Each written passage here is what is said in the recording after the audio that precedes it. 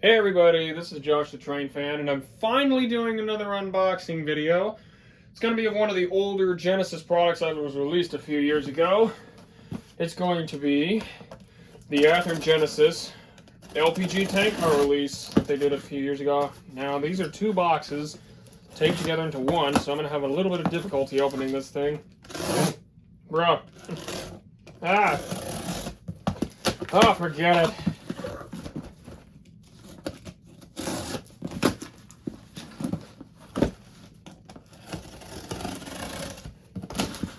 Ah, there we go. I'm gonna need these boxes for another day. Oh, look at all this packing material. This will be helpful for me on eBay. I'm a seller on eBay, if you guys didn't know. Oh my goodness, take a look at this, ladies and gentlemen. I finally got the 3 LPG tanks that I have needed for so long. Alright, let's get this sucker open. Let's see now. These are sealed in from Athearn. They are brand new. I'm very lucky to have got them for a decent price as well. Okay. Now let's get this show on the road. Come on. Oh, there we go.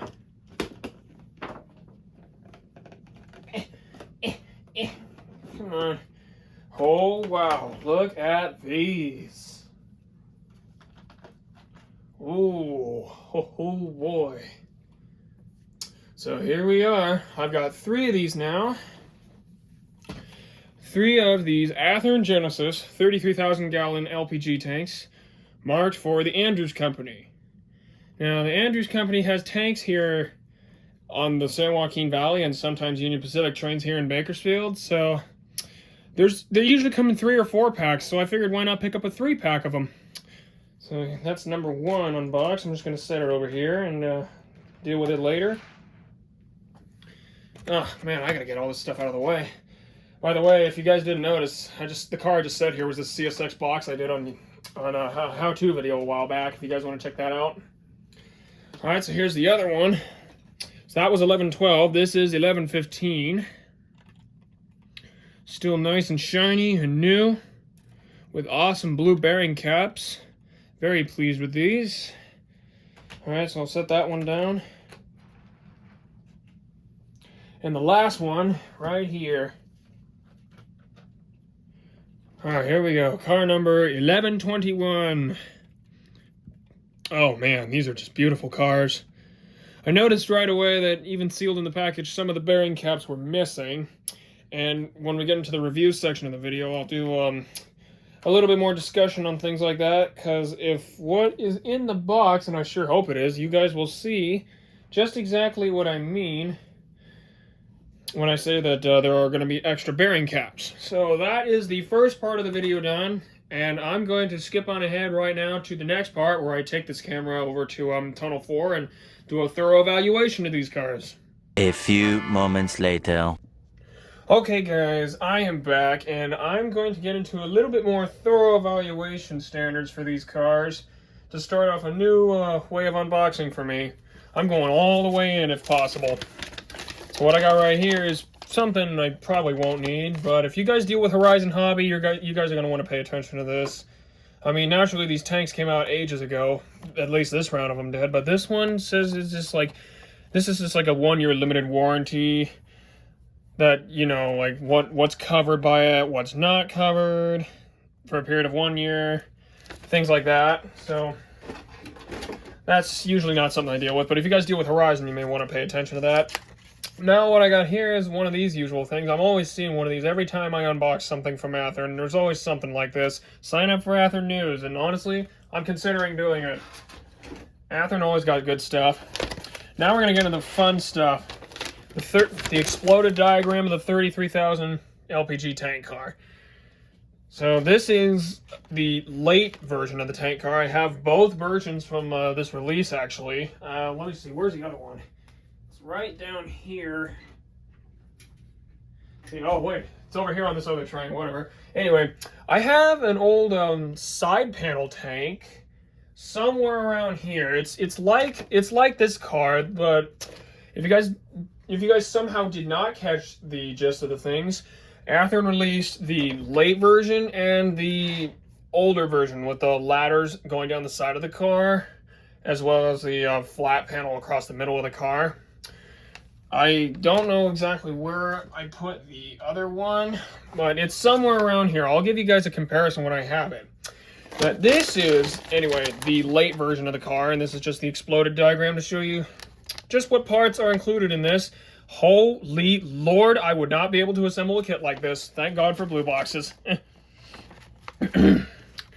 Anyway, this is just the instruction manual. I'm not quite sure if there's any history on this car included in here. That would be really cool if they did that. You're not seeing much else in the box, but that's okay. Another thing to notice about the box is, like I'd hoped, there are packages of small bearing caps that are included in case you lose some. I'm probably going to have to use every last one of these bearing caps because my GBRX tank has seen some hits lately, and the bearing caps have just disappeared. So I'm going to have to be a little careful about that. Now let's get into the actual review of the tank car itself.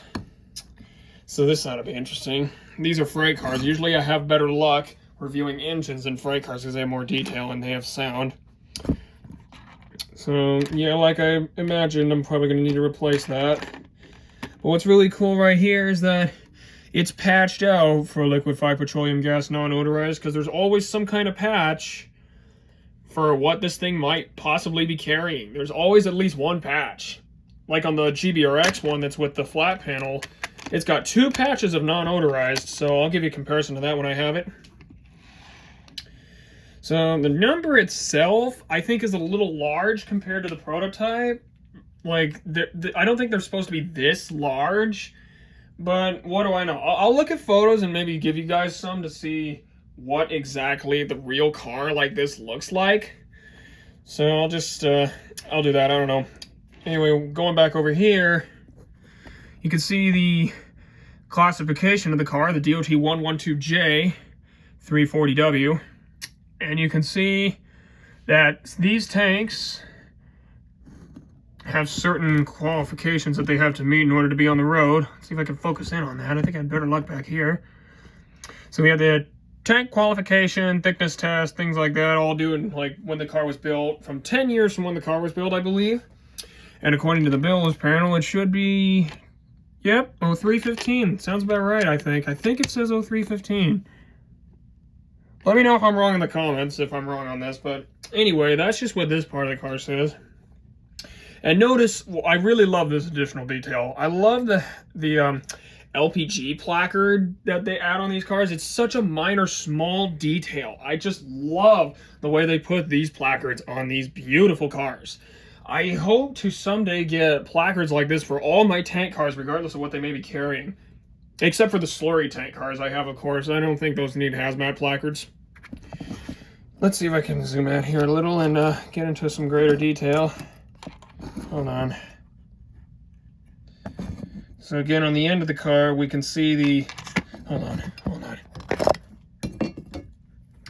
Okay, so like I said, at the end of the car, we can see another LPG placard. We got a nice looking brake wheel, similar to the older flat panel version, where it's slightly indented from the exact middle a little. Because let's see, where's a good example car?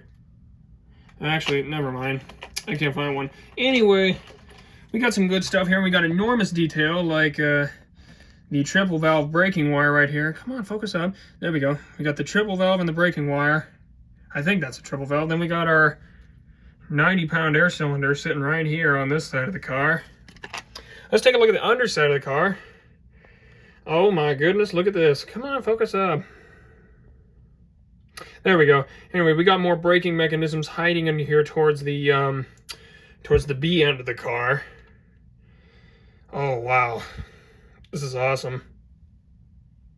And I think right here is where some things could be unloaded, but I don't think LPG cars usually unload from there. It's usually from the top when it comes to LPG.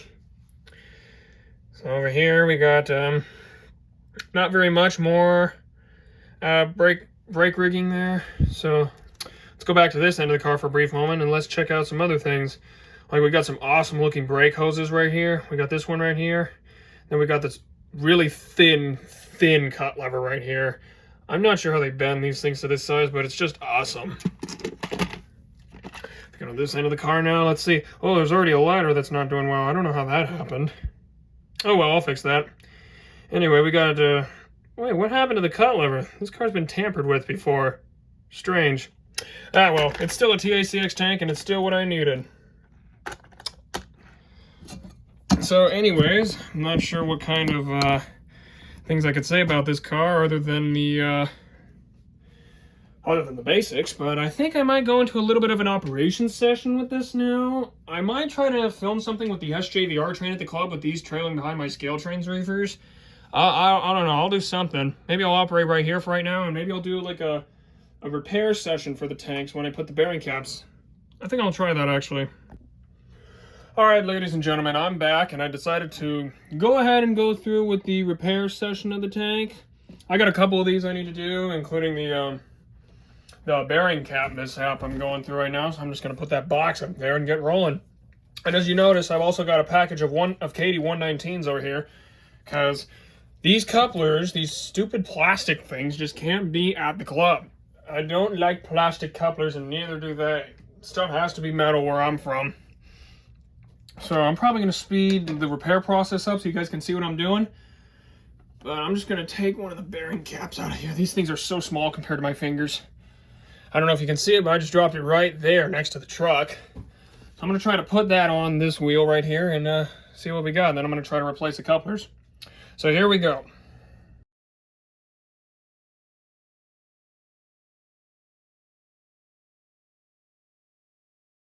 $2,000 years later.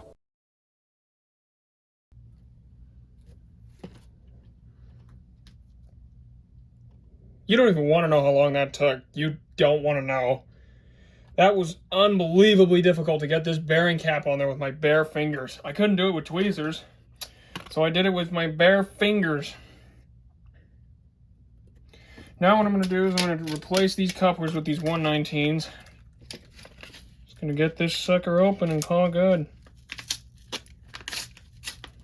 I can never open these things the right way.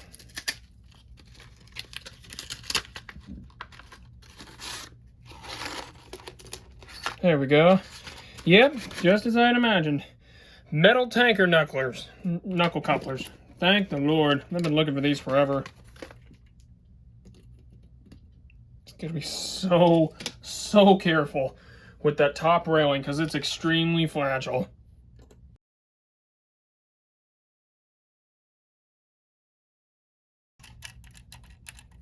All right, with that, one tank has been fully equipped to NMRA standards. Now we just need to get that ladder on that came off during the recording. Just gonna dab a little bit of this onto some tweezers and call it good.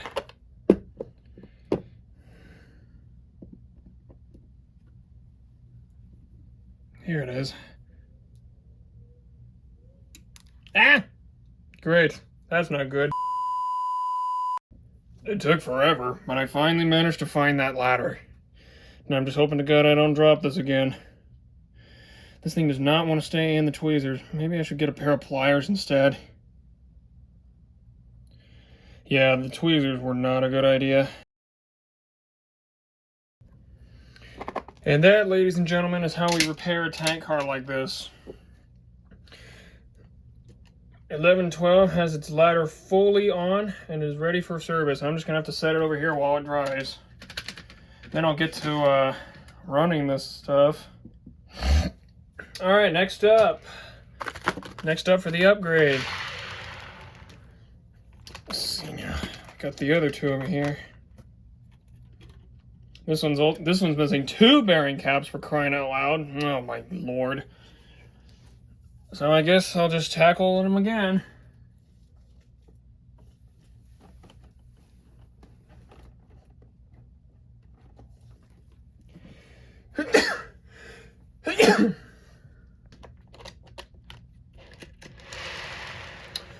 Okay, guys, and that's pretty much it. I have equipped the 3 tank cars with metal knuckles, and they have new bearing caps. The ladder on number 1112 has been fixed. So without further ado, I suggest we get into the operations part of the video. So I'll be back with that in one moment.